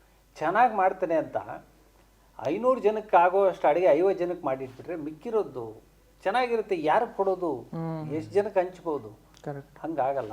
ನೀವು ಏನು ಬರೀತೀರಾ ಅನ್ನೋದು ಮುಖ್ಯ ಅಲ್ಲ, ಎಷ್ಟು ಬರೀತೀರಾ ಅನ್ನೋದು ಮುಖ್ಯ. ಅದು JCಗೆ ತುಂಬ ಆಪ್ಟ್ ಆಗುತ್ತೆ. ಮತ್ತು ಎಲ್ಲ ಅಂದ್ಕೊಂಡಿರ್ತಾರೆ JC ಒಳಗಡೆ ಎಲ್ಲ ಮಾತಾಡ್ಕೊಂಡು ಆರಾಮಾಗಿರ್ತಾರೆ ಅಂತ. ಅಲ್ಲಿ ಇಷ್ಟೇ ಮಾತಾಡಬೇಕು, ಏನು ಮಾತಾಡಬೇಕು ಅದ್ರದ್ದೊಂದು ಮೀಟ್ರ್ ಇದೆ. ಅಲ್ಲಿ ತಲಹರಟೆ ಎಲ್ಲ ಮಾತಾಡ್ಕೊಂಡು ಅದು ಬೇರೆ, ಅದಕ್ಕೊಂದು ಹವಾ ಅಂತಾರೆ. ಅಲ್ಲಿ ತುಂಬ ಬಿಂದಾಸಾಗಿ ಮಾತಾಡೋದಕ್ಕೂ ದುಡ್ಡು ಕೊಡಬೇಕು. ಯಾಕಂದ್ರೆ ಆ ಪೊಲೀಸ್ ಅವ್ರ ಹತ್ರ, ಅವ್ರಗಳ ಹತ್ರ ಚೆನ್ನಾಗಿದ್ರೆ ನೀನು ನಗಾಡ್ಕೊಂಡು ಇರ್ಬೇಕು. ಇಲ್ಲಾಂದ್ರೆ ಅದಕ್ಕೊಂದು ಕಣ್ಣಿಡ್ತಾರೆ. ಮತ್ತೆ ಅಂಡರ್ಟೈಲ್ಗಳು ಅಂದ್ರೆ ಈಗ ಹೋಗೋರು ಅವರು ಯಾರ ಹತ್ರ ಮಾತಾಡೋದು, ಯಾರನ್ನ ಪರಿಚಯ ಮಾಡ್ಕೊಂಡ್ರೆ ಇನ್ಯಾರೋ ಬಂದು ಏನು ಅವನ ಜೊತೆ ಇದ್ದ ಅಂತ. ಸೊ ಈ ಒಂದು ಇದು ತುಂಬಾನೇ ಇದಿದೆ ಅದರಲ್ಲಿ. ಅದ್ರದ್ದೊಂದು ಅದು ನಾವು ಇಷ್ಟು ಕೂತು ಈ ಸಿನಿಮಾ ಬಗ್ಗೆ ಮಾತಾಡ್ತಿದ್ದೀವಿ ಅಂದ್ರೆ ಏನೋ ಬೇರೆ ಇದೆ. ಆ ಜಗತ್ನ ಜನಗಳಿಗೆ ಹೇಳಬೇಕು. ಮತ್ತೆ ಮೊದಲ ನಿರ್ದೇಶನದಲ್ಲಿ ಈ ಥರದೊಂದು ಕಂಟೆಂಟ್ನ ತಗೊಂಡು ಒಬ್ಬ ಡಾಲಿ ಅಂತ ಒಬ್ಬ ನಟನಿಗೆ ನಿರ್ಮಾಪಕನ ಸ್ಥಾನದಲ್ಲಿ ಕೂರಿಸಿ ಅವ್ರಿಗೆ ಒಪ್ಪಿಸಿ, ಸೊ ಅದಕ್ಕೆ ನಾವು ಮಾತು ಜೋಡಿಸಿರೋದು. ಅದು ಚೇತನ್ ಅವರು ಪ್ರತಿಯೊಂದು ಕ್ರಾಫ್ಟು ಅಷ್ಟು ಚೆನ್ನಾಗಿ ಮಾಡೋರು. ಇದು ಫಸ್ಟ್ ಈ ಡಿಪಾರ್ಟ್ಮೆಂಟ್ ಕೆಲಸ ಆಗ್ಬಿಡ್ಲಿ, ಆಮೇಲೆ ಇದು ಮತ್ತೆ ಕಾರ್ತಿಕ್ ಜೊತೆ ಇವ್ರು ತಗೊಂಡ್ ಶಾರ್ಟ್ಸು ಮತ್ತೆ ಲೊಕೇಶನ್ಸ್ಗೆ ಇವರು ಓಡಾಡಿದ್ದು. ಸೊ ಪ್ರಖ್ಯಾತ ಇವ್ರ ಜೊತೆಗೆ ಅವರು ಹೀರೋ ತರ ಬಂದು ಸಿನಿಮಾ ಮಾಡ್ಕೊಂಡು ಹೋಗ್ಲಿಲ್ಲ, ಅವ್ರು ಅಸಿಸ್ಟೆಂಟ್ ಡೈರೆಕ್ಟರ್ ಆಗಿ ಇದ್ಕೊಂಡು ಆ ಹೀರೋ ಸ್ಥಾನನ ಅಲಂಕರಿಸಿ ಅಲ್ಲಿ ಪ್ರೊಡಕ್ಷನ್ ವ್ಯಾಲ್ಯೂಸು ತಿಳ್ಕೊಂಡು ಮಾಡಿದಂಥ ಪಿಕ್ಚರ್. ಸರ್ ಅದೇ ಇವಾಗ ಯಾವ್ದಾದ್ರು ಒಂದು ವಿಷಯದ ಬಗ್ಗೆ ಸಿನಿಮಾ ಮಾಡ್ತೀವಿ ಅಂದರೆ ರಿಸರ್ಚ್ ಮಾಡ್ಬೇಕಾರೆ ಹೊರಗಡೆ ಜೈಲಿಂದ ಹೊರಗಡೆ ನಾರ್ಮಲಾಗಿ ಆದರೆ ನಾವು ಅದ್ರ ಬಗ್ಗೆ ತಿಳ್ಕೊಂಡು ಅಲ್ಲೇ ಇದ್ದು ನೋಡಿ ಕಲಿತು ಮಾಡ್ಬೋದು. ಒಳಗಡೆ ಜೈಲು ಒಳಗಿನ ವಿಷಯನೇ ತೊಗೊಂಡಿದ್ರೆ ಇಡೀ ಸಿನಿಮಾದಲ್ಲಿ ಆಲ್ರೆಡಿ ನೋನ್ ಡೈರೆಕ್ಟರ್ ಅದೇ ಸರ್, ಒಂದು ಪರ್ಮಿಷನ್ ತಗೊಂಡು ಒಳಗಡೆ ಹೋಗಿ ನೋಡ್ಕೊಂಡು ಎಲ್ಲ ಬರೋದು. ಹೊಸ ಡೈರೆಕ್ಟ್ರು ಒಳಗಡೆ ಹೋಗೋದು, ಅದ್ರ ಬಗ್ಗೆ ತಿಳ್ಕೊಳೋದು, ರಿಸರ್ಚ್ ಮಾಡೋದು, ಅದೆಲ್ಲ ಹೆಂಗೆ ಮಾಡಿದ್ರು, ಪ್ರೋಸೆಸ್ ಹೆಂಗಿತ್ತು ಆ್ಯಕ್ಚುಲಿ, ಅಲ್ಲೇನೇ ನಡೀತೆಲ್ಲ ಪ್ರತಿಯೊಂದು ನೋಡಿಕೊಂಡು ಮಾಡಿದ್ದು? ಸರ್ ಅದು ಏನಂದರೆ ಕೆಲವೊಂದು ರೀಜನ್ ಅಥವಾ ಕೆಲವೊಂದು ಜಾಗಗಳಿರುತ್ತೆ, ಅಲ್ಲಿ ನಾವು ಹೋಗ್ಲೇಬೇಕನ್ನೋದೇನಿಲ್ಲ, ಹೋಗಿ ಬಂದಿರೋರು ಹೇಳೋ ವಿಷಯ ಕೇಳ್ಕೊಂಡ್ರೆ ಸಾಕು. ಹಾಗಂತ ಎಲ್ಲರೂ ಹೇಳೋದನ್ನ ನಂಬಬೇಕು ಅಂತಾನೂ ಇಲ್ಲ. ಹೌದು, ತೀರಾ ಜೊತೆಗಿರೋರು ಯಾರೋ ಒಬ್ರು ಹೋಗಿ ಬಂದಿರೋರು ಹೇಳೋವಂಥ ವಿಷಯಗಳಿರುತ್ತೆ. ಹೌದಾ, ಹಂಗೆಲ್ಲ ನಡೀತಾ ಹಿಂಗೆಲ್ಲ ನಡೀತಾ ಅಂತ ನಾವೇ ಕೇಳ್ತಾ ಇರ್ತೀವಿ ನಾವು. ಸೊ ಈ ಥರ ನನಗೆ ನನ್ನ ಒಂದು ಫ್ರೆಂಡ್ ಸರ್ಕಲಲ್ಲಿ ಕೆಲವರು ಈ ಅಂಡರ್ ವರ್ಲ್ಡಲ್ಲಿ ಅಥವಾ ರೌಡಿಸಮ್ ಅನ್ನೋ ಒಂದು ಟಚಲ್ಲಿ ಇರುವಂಥ ಹುಡುಗರುಗಳು ಹೋಗಿ ಬಂದಿರೋರು, ಅವ್ರ ಹತ್ರ ನಾನು ಯಾವಾಗ JC ಸಬ್ಜೆಕ್ಟ್ ಸ್ಟಾರ್ಟ್ ಮಾಡಿದೆ ಅವಾಗಿಂದ ಅವ್ರ ಹತ್ರ ಸ್ವಲ್ಪ ಒಂಚೂರು ಬೆರೆಯಕ್ಕೆ ಸ್ಟಾರ್ಟ್ ಮಾಡಿದೆ. ಅವ್ರು ಹೋಗ್ಬಿಟ್ಟು ಬಂದಾಗ ಹೆಂಗಿತ್ತು, ಒಳಗಡೆ ಹೆಂಗಿರುತ್ತೆ, ಏನು ಮಾಡ್ತಾರೆ ಏನು ಅಂತ ಹೇಳಿ. ಸೊ ನಮ್ಗೆ ಏನಂತಂದರೆ ನೋಡಿ, ಇಲ್ಲೂ ಡಾಲಿ ಪಿಕ್ಚರ್ಸು ಅಥವಾ ನಮ್ಮ ಪ್ರಖ್ಯಾತವ್ರು ಎಷ್ಟು ಇಂಪಾರ್ಟೆಂಟ್ ಆಗುತ್ತೆ ಅಂತಂದರೆ, ನನಗೆ ಒಳಗಡೆ ಹೋಗಿ ಒಂದ್ಸಲ ಲೈವ್ ಆಗಿ ವಿಟ್ನೆಸ್ ಮಾಡಲೇಬೇಕು ಅಂತ ತುಂಬ ಒಂದು ಹಠ ಆಯಿತು. ನಾನು ನಮ್ಮ ಪ್ರಖ್ಯಾತ್ ಸರ್ಗೆ ನಾನು ಕೇಳ್ತಾನೆ ಇರ್ತೀನಿ, ಸರ್ ನಾನು ಒಂದ್ಸಲ ಒಳಗಡೆ ಹೋಗಿ ನಾನು ಅದನ್ನು ನೋಡ್ಕೊಂಡು ಬಂದರೆ ನನಗೆ ಆ ಜಾಗದ ಒಂದು ಕಂಪ್ಲೀಟ್ ಒಂದು ಇದು ಸಿಕ್ಬಿಡುತ್ತೆ, ನನಗೆ ಗ್ರಿಪ್ ಸಿಕ್ಬಿಡುತ್ತೆ ಅಂತ. ಸೊ ತುಂಬ ಕಷ್ಟಪಟ್ಟು ಆ ಪರ್ಮಿಷನ್ ತೊಗೊಳ್ಳೋದಕ್ಕೋಸ್ಕರ ತಗೊಂಡು ಧನಂಜಯ್ ಸರು ಮತ್ತು ನಮ್ಮ ಪ್ರಖ್ಯಾತ್ ಸರು ಇಬ್ಬರೂ ಪರ್ಮಿಷನ್ ಕೊಡ್ಸಿದ್ರು. ನಾನು ನಮ್ಮ ಸಿನಿಮಾಟೋಗ್ರಾಫರ್ ಕಾರ್ತಿಕ್ ಅವ್ರನ್ನ ಕರ್ಕೊಂಡು ಜೈಲ್ ಒಳಗಡೆ ಹೋಗಿ ಒಂದು ಹಾಫ್ ಅನ್ ಅವರ್ ಒಂದು ಟೈಮ್ ಸ್ಪೆಂಡ್ ಮಾಡಿದ್ವಿ. ಆ ಹಾಫ್ ಅನ್ ಅವರ್ ಇದೆಯಲ್ಲ, ಎಕ್ಸ್ಟ್ರೀಮ್ಲಿ ಅನ್ಬಿಲೀವಬಲ್. ಅದು ಆ ಗೇಟು ಈ ಥರ ಇರುತ್ತೆ, ಇದ್ರ ಈಚೆಗಡೆ ಒಂದು ಪ್ರಪಂಚ, ಇದ್ರ ಒಳಗಡೆ ಒಂದು ಪ್ರಪಂಚ ಇದೆಯಲ್ಲ, ಅದು ನೋಡಿನೇ ಫೀಲ್ ಮಾಡಬೇಕು. ಅದು ಎಷ್ಟು ಹೇಳಿದ್ರು ಅದು ಕಮ್ಮಿನೇ ಅನಿಸುತ್ತೆ. ಸೊ ಅಲ್ಲಿ ಒಳಗಡೆ ಹೋಗ್ಬಿಟ್ಟು ಬಂದಾದ್ಮೇಲೆ ನನ್ನ ಸಿನಿಮಾಗೆ ಇನ್ನೂ ಇಂಪ್ರೂವೈಸ್ ಮಾಡೋ ಥರ ನನಗೆ ಅವಕಾಶಗಳು ಸಿಕ್ತು. ಅದ್ಭುತವಾದ ಜಾಗ ಅದು. ತುಂಬ ವಿಷಯಗಳಿದ್ದಾವೆ ಸರ್. ಈಗ ಆ ಜೈಲ್ ಸಿಬ್ಬಂದಿ ಇರ್ತಾರಲ್ಲ, ಪೊಲೀಸು, ಅವ್ರನ್ನ ಡ್ಯೂಟಿಗೆ ಡೆಬ್ಯೂಟ್ ಮಾಡೋದು ಒಬ್ಬ ಕೈದಿ. ಹೌದಾ? ಅವ್ರು ಅಲ್ಲೊಂದು 7-8 ವರ್ಷ ಸೌದಿರ್ತಾರೆ. ಅವ್ರು ಒಂದು ರಿಜಿಸ್ಟರ್ ಇಟ್ಕೊಂಡು ಪೊಲೀಸ್ ಅವ್ರನ್ನ ನೀನ್ ಈ ಗೇಟ್ಗೆ ಹೋಗು, ನೀನ್ ಈ ಗೇಟ್ಗೆ ಹೋಗು ಅಂತ. ಸತ್ಯ ಸರ್, ಸತ್ಯ ಅದು. ಇದಾವೆ. ಮತ್ತೆ ಯಾರು ಏನ್ ತರಿಸ್ತಾರೆ ಗೊತ್ತಿಲ್ಲ, ಅದನ್ನ ಚೆಕ್ ಮಾಡಿಬಿಡ್ತಾರೆ. ಯಾಕಂದ್ರೆ ಯಾವ ದುಶ್ಮನ್ ಏನ್ ಹಾಕಿ ಕಳಿಸ್ಬಿಡ್ತಾನೋ ಗೊತ್ತಿಲ್ಲ, ಅದ್ರದ್ದೊಂದು ಸ್ಕ್ರೂಟ್ನಿ ಆಗುತ್ತೆ. ಮತ್ತೆ ಯಾರೋ ಬಂದು ಏನಕ್ಕೋ ಸ್ವೀಟ್ ಕೊಡ್ತಿರ್ತಾರೆ. ಅದ್ರದ್ದು ಪ್ರಪಂಚನೇ ಬೇರೆ. JC ಅಂದಾಗ ನಾವು ನೋಡೋ ಕಟ್ಟಡ ಅಲ್ಲ, ಅದ್ರ ಒಳಗಡೆ ಬೇರೆನೇ ಇಟ್ಕೆಗಳಿದಾವೆ. ಸತ್ಯ ಅದು. ಅಲ್ಲಿ ಹೇಳ್ತಾರಲ್ಲ ಸರ್, ಇವಾಗ ಯೂಶಲ್ ಆಗಿ ಕೆಲವ್ರ ಥರ 500 ಬಿರಿಯಾನಿ ತರಿಸ್ಕೊಂಡ್ರಂತೆ ಜೈಲಿಗೆ ಅಂತ. 500 ಬಿರಿಯಾನಿ ಏನಕ್ಕಪ್ಪ, 500 ಬಿರಿಯಾನಿ ಯಾರಪ್ಪ ಕೊಟ್ಟು ಕಳಿಸ್ತಾರೆ ಅಂತ. ಪರವಾಗಿಲ್ಲ, ಈಗ ಗೊತ್ತಿಲ್ಲ, ಪರಪ್ಪನ ಅಗ್ರಹಾರದ ಬಗ್ಗೆ ಗೊತ್ತಿಲ್ಲ, ಬೆಳಗಾಂ ಜೈಲ್ ಬಗ್ಗೆ ಗೊತ್ತಿಲ್ಲ. ಬಟ್ ಇಲ್ಲಿದ್ದಾಗ ಈಗ ನಮ್ಮ ಮಾರಾಣಿಸ್ ಕಾಲೇಜ್ ಪಕ್ಕ ಐತಲ್ಲ, old central jail, freedom park ಹತ್ರ ನಮ್ಮ ಏರಿಯಾದಿಂದ ಒಬ್ರು ಹೋಗಿದ್ರು ಒಳಗಡೆ. ಅವ್ರನ್ನ ನೋಡಕ್ಕೆ ಅವ್ರ ತಾಯಿ ಹೋಗಿದ್ದಾರೆ ಒಂದು 15 ದಿನ ಆದ್ಮೇಲೆ. ಇವ್ರು ಏನ್ ಕೇಳಿರ್ಬೋದು, ಅಮ್ಮ ನನಗೆ ಒಂದು 500 ರೂಪಾಯಿ ದುಡ್ಡು ಬೇಕು ಅಂತ. ಯಾಕೋ? ಒಳಗಡೆ ಕತೆ ಓದಿಸ್ತಾ ಇದ್ದೀನಿ. ಶನಿವಾರ ಕತೆ ಓದಿಸುವಾಗ ಒಳಗಡೆ ಬಂದ್ಬಿಟ್ಟವನೆ. ಸೊ ಅಲ್ಲೆಲ್ಲ ಸೇರ್ಕೊಂಡು ಕತೆ ಓದಿಸೋಣ, ಫೇರ್ ಅಂಡ್ ಲವ್ಲಿ ತರ್ಸ್ಕೋತಾರೆ ಕೈದಿಗಳು. ಆದ್ರೆ ಏನ್ ಮಾಡಕ್ಕಾಗತ್ತೆ, ನಾವು ತಪ್ಪು ಮಾಡ್ದೇನೋ ಒಳಗಡೆ ಬಂದಿದ್ದೀವಿ. ಈ ಒಂದು ಬದುಕಿಗೆ ಅಡ್ಜಸ್ಟ್ ಆಗಬೇಕು. ಮತ್ತು ಯಾವಾಗಲೂ ಅವರು ಈ ಸೂರ್ಯಕಾಂತಿ ಹೂಗಳು ಸೂರ್ಯನ ಕಡೆ ನೋಡೋ ಥರ ಇವ್ರ ಫೇಸ್ಗಳು ಯಾವಾಗಲೂ ಮೈನ್ ಡೋರ್ ಕಡೆನೇ ಇರ್ತವೆ. ಮೈನ್ ಡೋರ್ ಕಡೆ ಮುಖ ಮಾಡ್ಕೊಂಡೇ ಕೂತಿರ್ತಾರೆ, ಅದನ್ನ ನೋಡ್ಕೊಂಡಿರ್ತಾರೆ. ಅವ್ರ ಬದುಕುಗಳು ಒಂಥರ ಸರ್. ಅದರದ್ದು ಒಂದು ಇದು ಮಾಡಿ ಒಂದು ಒಳ್ಳೆ ಮೆಸೇಜ್ ಇದೆ JCಲಿ.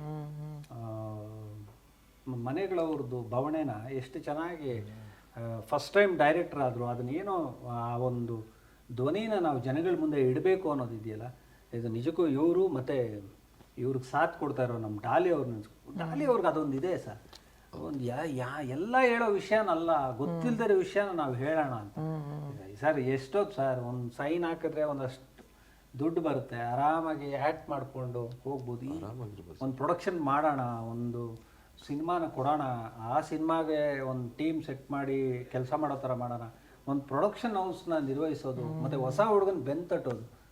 ಡಾಲಿ ಅಂತ ಒಬ್ಬ ನಟ ಒಂದು ಇಂಡಸ್ಟ್ರಿಗಿದ್ರೆ ಆ ಇಂಡಸ್ಟ್ರಿಗೆ ಒಂದು ರೇಂಜಿಗೆ ಮೇಲೆ ಹೋಗುತ್ತೆ. ಆ ಥರದ್ದು ಪ್ರಯೋಗಗಳು ತುಂಬ ಅದು. ನಮ್ಮ ದರ್ಶನ್ ಸರ್ ಜೊತೆಯಲ್ಲಿ ಸಿನಿಮಾಗೆ ಪ್ರೇಮ್ ಸರ್ನ ಕ್ಯಾಸ್ಟ್ ಮಾಡ್ಸೋಕೆ ಹೇಳ್ತಾರೆ. ಹೌದು.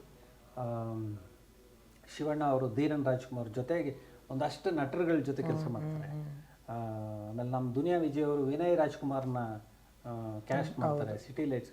ಸರ್ ಈ ಥರದ ಬೆಳವಣಿಗೆಗಳಾದಾಗ ಚಿತ್ರರಂಗದಲ್ಲಿ ಒಂದು ಹೊಸ ಛಾಪು ಮೂಡುತ್ತೆ ಮತ್ತು ಹೊಸಬರು ಬರ್ತಾರೆ. ಇವಾಗ ಈ ಸಿನಿಮಾ ಚೆನ್ನಾಗಾದರೆ ವಿಜಯ್ ಸಿಂಹ ಥರದ್ದು ಒಬ್ಬ ವಿಲನ್ ಸಿಗ್ತಾರೆ. ಯಾಕಂದರೆ ಇವತ್ತು ನಾವು ವಿಲನ್ ಅಂತ ಹೇಳಿದ ತಕ್ಷಣ ಫಸ್ಟ್ ಆಪ್ಷನ್ನು ಮುಂಬೈಗೆ ಹೋಗುತ್ತೆ, ಸೆಕೆಂಡ್ ಆಪ್ಷನ್ನು ಚೆನ್ನೈಗೆ ಹೋಗುತ್ತೆ, ಹೈದ್ರಾಬಾದ್ಗೆ ಹೋಗ್ತೀವಿ. ಅವ್ರಿಗೆ ಫ್ಲೈಟ್ ಹಾಕ್ಸಿ ಕರೆಸಿ ಅವ್ರಿಗೆ ಪ್ರಾಂಪ್ಟ್ ಮಾಡಬೇಕಾಗಿರುತ್ತೆ, ಲ್ಯಾಂಗ್ವೇಜ್ ಗೊತ್ತಿರಲ್ಲ.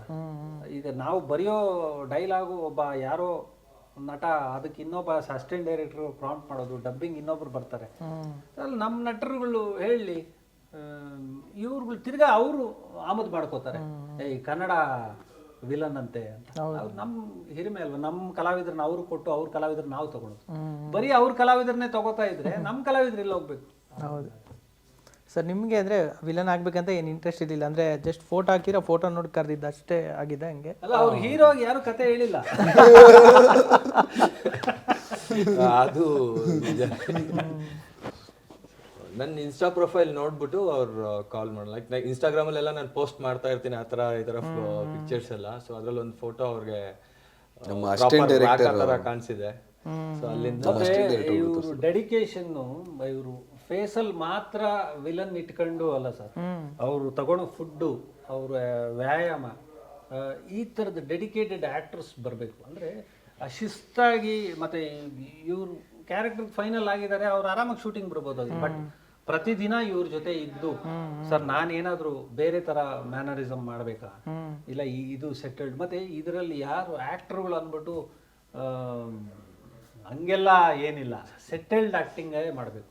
ಒಬ್ಬ ಖೈದಿ ಜೈಲಲ್ಲಿ ಇದ್ದಾನೆ ಅಂದರೆ ಅವ್ನು ಆ್ಯಕ್ಟಿಂಗ್ ಮಾಡಂಗೇ ಇಲ್ಲ, ಬಿಹೇವ್ ಮಾಡಬೇಕು. ಹೌದು, ಆ ಥರದ ರಿಹರ್ಸಲ್ಸ್ ಆಗಿದೆ. ಸರ್ ಒಂದೇ ಒಂದು ಲಾಸ್ಟ್ಗೊಂದು ಹೇಳಿ, ಅಂದರೆ ಇವಾಗ ಡಾಲಿ ಅವರು ಎಲ್ಲ ಇಂಟ್ರಡ್ಯೂಸ್ ಮಾಡಿರೋರೆಲ್ಲ ಹೊಸ ಡೈರೆಕ್ಟ್ರಿಗೆ ಇಂಟ್ರಡ್ಯೂಸ್ ಮಾಡಿದ್ದಾರೆ. ಇವಾಗ ಹೊಸ ಡೈರೆಕ್ಟ್ರು ಅಂದರೆ ಅವರು ಹೆಂಗೆ ನೀವು ಸಿನಿಮಾ ಮಾಡ್ತೀರ ಅನ್ನೋ ನಂಬಿಕೆ ಹೆಂಗೆ ಕ್ರಿಯೇಟ್ ಆಗಿದೆ? ಪ್ರಿಪ್ರೇಷನ್ಸ್ ಅಂತ ಹೇಳಿದ್ರಿ, ಎಷ್ಟೇ ಪೇಪರ್ ಮೇಲೆ ಪ್ರಿಪ್ರೇಷನ್ಸ್ ಮಾಡಿದ್ರು ನೀವು ಶಾರ್ಟ್ ಫಿಲಮ್ ಮಾಡಿಲ್ಲ ಏನಿಲ್ಲ, ಅದನ್ನು ಅವನು ಹೆಂಗೆ ದೃಶ್ಯ ರೂಪಕ್ಕೆ ತರ್ತಾನೆ ಅನ್ನೋದೊಂದು ಇದಿರುತ್ತಲ್ಲ, ಆ ಡೌಟ್ನ ಹೆಂಗೆ ನೀವು ಹೊಡೆದಾಕಿದ್ರಿ?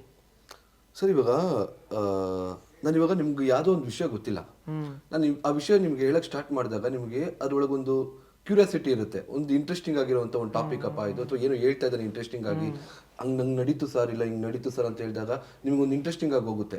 ಅದೇ ನಿಮ್ಗೆ ಗೊತ್ತಿರೋ ವಿಷಯನ ನಾನು ಹೇಳ್ತಾ ಇದ್ರೆ ನಿಮ್ಗೆ ಅದು ಇಂಟ್ರೆಸ್ಟ್ ಇಲ್ಲ, ಬಿಡು ಗೊತ್ತು ಅದನ್ನೇ ಮತ್ತೆ ಅದನ್ನೇ ಹೇಳ್ತಾ ಇರ್ತಾರೆ.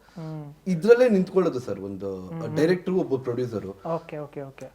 ಯಾವುದು ನಮ್ಗೇನು ನಾವು ಹುಟ್ಟಾಕಕ್ಕಾಗಲ್ಲ, ಯಾವ್ದು ಇರೋದನ್ನೇ ಮಾಡ್ಬೇಕು, ಇರೋದನ್ನ ಹೆಂಗ್ ಮಾಡ್ತೀವಿ ಅನ್ನೋದೇ ಸಿನಿಮಾ. ಆಲ್ರೆಡಿ ಎಲ್ಲ ಮಾಡಿ ಬಿಟ್ಬಿಟ್ಟಿದ್ದಾರೆ, ಅದನ್ನ ನಾವು ಇವಾಗ ಪ್ರೆಸೆಂಟ್ ಅಲ್ಲಿ ಹೆಂಗ್ ಟ್ರೀಟ್ ಮಾಡ್ತೀವಿ ಅನ್ನೋದೇ ಸಿನಿಮಾ. ಅದು ಬಿಟ್ಟು ಬೇರೆ ಏನು ಮಾಡೋದಕ್ಕಾಗಲ್ಲ ನಾವು. ಸೊ ಈ ಒಂದು ಪರ್ಟಿಕ್ಯುಲರ್ ಪಾಯಿಂಟ್ ಅನ್ನು ನಾವು ಅರ್ಥ ಮಾಡ್ಕೊಬೇಕು. ನಾವು ಹೇಳೋ ವಿಷಯ ಹಳೇದಿರ್ಬೋದು, ಆ ಹೇಳಕ್ ಬರ್ತಾ ಇರೋ ರೀತಿ ಹೊಸ್ತಾಗಿರ್ಬೇಕು. ಸೊ ಆ ಒಂದು ಪಾಯಿಂಟ್ ಅನ್ನ ಪ್ರತಿಯೊಬ್ಬ ಪ್ಯಾಷನೇಟ್ ಪ್ರೊಡ್ಯೂಸರ್ ನೋಡ್ತಾನೆ. ಒಬ್ಬ ಡೈರೆಕ್ಟರ್ ಹತ್ರ ಹೊಸ ಆಲ್ರೆಡಿ ನೋನ್ ಡೈರೆಕ್ಟರ್ಸ್ ಅಂದ್ರೆ ಅವ್ರಿಗೆ ಗೊತ್ತು.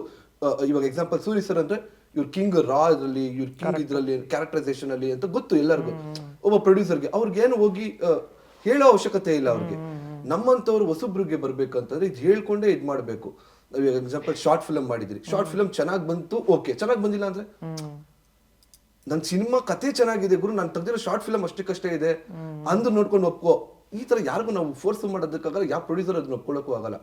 ನನ್ನ ಒಳಗೆ ಏನಿದೆ, ನಾನು ಏನ್ ಮಾಡ್ಕೊಂಡ್ ಬಂದಿದ್ದೀನಿ, ನಾನು ಏನ್ ಪ್ರೆಸೆಂಟ್ ಮಾಡ್ತಾ ಇದೀನಿ ಅಷ್ಟೇ ಮ್ಯಾಟ್ರ್ ಆಗುತ್ತೆ. ಇದು ಗೊತ್ತಾಗ್ಬಿಡುತ್ತೆ ಸರ್. ಇದು ಇಬ್ರು ಕೂತ್ಕೊಂಡು ನಮ್ಮ ಸಿನಿಮಾದಲ್ಲೇನೆ ಸರ್ ಒಂದು ಅದ್ಭುತವಾಗಿದೆ. ಇಬ್ರು ಕೂತ್ಕೊಂಡು ಮಾತಾಡಿದ್ರೆ ದೇಶದ ಪ್ರಾಬ್ಲಮೇ ಸರಿ ಹೋಗ್ಬಿಡುತ್ತೆ.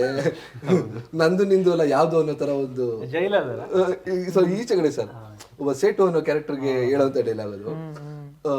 ಅಂದ್ರೆ ನಾನೇನು ಹೇಳಕ್ ಬರ್ತಾ ಇದೀನಿ ಅಂತಂದ್ರೆ, ಇಬ್ರು ಕೂತ್ಕೊಂಡು ಮಾತಾಡಿದಾಗ ಆ ವ್ಯಕ್ತಿಗೆ ನನ್ನ ಮೇಲೆ ಪ್ರಾಬ್ಲಮ್ ಇರಲ್ಲ, ನಾನು ಹೇಳೋ ಕತೆ, ನಾನು ಹೇಳ್ತಿರೋ ವಿಷಯ ಮೇಲೆ ಅಷ್ಟೇ ಪ್ರಾಬ್ಲಮ್ ಇರುತ್ತೆ. ಅದು ಚೆನ್ನಾಗಿದೆ ಅಂತ ಅಂದಾಗ ಅವಾಗ ನಾನು ಅವ್ರಿಗೆ ಹೋಗ್ತೀನಿ. ಅಲ್ಲಿವರೆಗೂ ನನಗೂ ಅವ್ರಿಗೂ ರಿಲೇಶನ್ಶಿಪ್ ಇರೋದು ಒಂದೇ ಒಂದು, ಆ ಕತೆ, ಆ ಸ್ಕ್ರೀನ್ ಪ್ಲೇ, ಆ ಹೇಳಕ್ ಬರ್ತಾ ಇರೋ ವಿಷಯ ಮಾತ್ರನೇ. ಅಲ್ಲಿ ನಾವು ಕರೆಕ್ಟಾಗಿ ಇದ್ವಿ, ಅಲ್ಲಿ ನಮ್ಗೆ ಕರೆಕ್ಟಾಗಿ ರೀಚ್ ಮಾಡಿಸಿದ್ವಿ, ಅಲ್ಲಿ ನಮ್ಗೆ ಕರೆಕ್ಟಾಗಿರೋ ವಿಷಯ ನಾವು ತಲುಪಿಸ್ತಾ ಇದೀವಿ ಅಂತ ಬಂತು ಅಂದಾಗ ಆಟೋಮೆಟಿಕ್ಕಾಗಿ ಎಲ್ಲ 1 by 1 ಆಗ್ತಾ ಹೋಗುತ್ತೆ. ಕೆಲವೊಂದು ಲೇಟ್ ಆಗ್ಬೋದು, ಕೆಲವೊಂದು ಕಾರಣಾಂತರಗಳಿಂದ ಸ್ವಲ್ಪ ಡಿಲೇಸ್ಗಳಾಗ್ಬೋದು, ಆದರೆ ಪ್ಯಾಷನ್ ಇರೋಂಥ ಒಬ್ಬ ಪ್ರೊಡ್ಯೂಸರು ಯಾವತ್ತೂ ರಿಜೆಕ್ಟ್ ಅಂತೂ ಮಾಡೋದಕ್ಕೆ ಹೋಗಲ್ಲ. ಸರ್, ಒಂದು ಅಂಡರ್ವರ್ಲ್ಡಲ್ಲಿ ಒಂದು ಮಾತಿದೆ, ಕಾಂಪ್ರೋ ಅಂತ. ಸರ್, ಕಾಂಪ್ರೋ ಅನ್ನೋ ಪದ ಎಷ್ಟು ವ್ಯಾಲ್ಯೂಬಲ್ ಅಂದರೆ ಎಷ್ಟೋ ಹೆಣಗಳು ಬೀಳೋದು ನಿಂತೋಗುತ್ತೆ. ಹೌದು. ಕಾಂಪ್ರೋ ಆಗ್ಲಿಲ್ವಂತೆ ಅನ್ನೋ ಪದ ಎಷ್ಟು ಡೇಂಜರು ಅಂದರೆ ಅದರಿಂದ ಬರೀ ಒಂದು ಜನರೇಷನ್ ಅಲ್ಲ, ತಲೆಮಾರು ತಲೆಗಳು ಹೊರಟೋಗುತ್ತೆ. ಕಾಂಪ್ರೋ ಮಾಡ್ತಿದ್ದಾನೆ ಅಂದ್ರೆ ಆ ವ್ಯಕ್ತಿ ತೂಕ ಕರೆಕ್ಟಾಗಿ ತಕಡಿಲಿದ್ದಂಗೆ ಇರ್ಬೇಕು.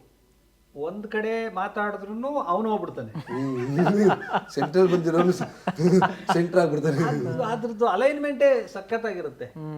ಅಂದ್ರೆ ಆ ಕಾಂಪ್ರೋ ಮಾಡೋ ವ್ಯಕ್ತಿ ಈ ಕಡೆ ಲೋಕಲ್ ಇನ್ಸ್ಪೆಕ್ಟರ್ನು ಮೇಂಟೈನ್ ಮಾಡ್ತಾನೆ, MLA ಮೇಂಟೈನ್ ಮಾಡ್ತಾನೆ, ಅವ್ರು ಮತ್ತೆ ಈ 2 ತಂಡಗಳನ್ನು ವಿರೋಧಿಗಳ ಇದನ್ನು ಮೇಂಟೈನ್ ಮಾಡ್ತಾನೆ. ಸೊ ಆ ವಿಚಾರ ಇಟ್ಕೊಂಡು ಬರ್ದಿದ್ದಂತ ಡೈಲಾಗು, ಇಬ್ಬರು ಕೂತ್ ಮಾತಾಡಿದ್ರೆ ದೇಶದ ಸಮಸ್ಯೆನೇ ಬಗೆಹರಿಸೋಗುತ್ತೋ, ನಂದು ನಿಂದು ಯಾವುದು. Super super sir. ಹಂಗೆ ತುಂಬಾ ವಿಷಯಗಳಿದೆ ಸಿನಿಮಾದಲ್ಲಿ. ಇದು ಏನೋ ಜೈಲ್ ಅಂದಿದ ತಕ್ಷಣ ರೌಡಿಸಮು, ಅದೇ ವೈಲೆನ್ಸ್ ಅದಲ್ಲ. ಇದು ಎಲ್ಲಾನು ಒಂದು ಎಮೋಷನ್ನೇ. ಜೈಲ್ಗೆ ಅಂತ ಮಾತ್ರಕ್ಕೆ ಯಾರೋ ಒಬ್ಬ ತಪ್ಪು ಮಾಡಿರೋನೇ ಹೋಗ್ಬೇಕು ಅಂತ ಏನಿಲ್ಲ. ಇಷ್ಟು ಜನ ತಪ್ಪು ಮಾಡಿದಿರೋರು ಹೋಗಿದ್ದಾರೆ, ನಮ್ ಸುತ್ತಮುತ್ತನೇ ಇರೋಲ್ಲ, ಪಾಪ ತಪ್ಪೇ ಮಾಡಿರಲ್ಲ, ಏನೋ ಹೋಗ್ಬಿಟ್ಟಿದ್ದಾರೆ ಅಂತ. ಆ ಥರ ತುಂಬಾ ಜನ ಇದ್ದಾರೆ. ಆ ಥರ ಪರ್ಸ್ಪೆಕ್ಷನ್ ನಲ್ಲಿ ಬರ್ದಿರೋಂಥ ಕತೆ ಇದು. ಬರೀ ವೈಲೆನ್ಸ್ ಅಥವಾ ರೌಡಿಸಮು, ಅಂಡರ್ ವರ್ಲ್ಡ್ ಇದು ಬೇಸೆ ಅಂತ ಹೇಳಕ್ ಬರ್ತಾ ಇಲ್ಲ ನಾನು. ಸೊ ಜೈಲ್ ಅನ್ನೋದು ಒಂದು ಸಂಸ್ಥೆ, ಆ ಸಂಸ್ಥೆನ ಆ ಕಂಟೆಂಟ್ನ ಇಟ್ಕೊಂಡು ಬರ್ದಿರೋಂಥ ಸಬ್ಜೆಕ್ಟ್ ಇದು. ಸೊ ಈ ಥರ ತಪ್ಪು ಮಾಡ್ಬಿಟ್ಟು ಜೈಲ್ಗೆ ಹೋದ್ರೆ ಫೀಸ್ ಕಮ್ಮಿ ತಪ್ಪೇ, ಲಾಯರ್ಗಳ ಹತ್ರ. ತಪ್ಪು ಮಾಡದೆ ಹೋಗ್ಬಿಟ್ರೆ ಜಾಸ್ತಿ. ಮತ್ತೇನು ನೀನು ಹೋಗಿದ್ದೆ ಅಲ್ಲಿ ಅನ್ಬಿಟ್ಟು ಅಷ್ಟೇ, ಉತ್ತರನೇ ಇಲ್ವಲ್ಲ ಸರ್ ಅಲ್ಲಿ. ಸರ್, ಆ ಲಾಯರ್ಗಳ ಹತ್ರ ಮಾತಾಡಕ್ಕೆ ಆಗಲ್ಲ. ಸುಮ್ಮನೆ ಇದ್ದಿದ್ರೆ ಆಗಿರೋದು, ನೀನ್ ಯಾಕೆ ಹೋದೆ ಜೊತೆಗೆ, ನಾನು ಜೊತೆಗೆ ಹೋಗಿದ್ದೆ ಅಷ್ಟೇ ಸರ್, ಅದಕ್ಕೆ ಫೀಸ್ ಜಾಸ್ತಿ. ಮಾಡ್ಬಿಟ್ಟು ಹೋಗಿದ್ರೆ ಫೀಸ್ ಕಮ್ಮಿ, ಯಾಕಂದ್ರೆ ಇವನು ಈಚೆಗೆ ಬಂದ್ಮೇಲೆ ಅದೇ ಧಮ್ಕಿ ನಮಗೂ ಇರುತ್ತೆ. ಭಾಷೆ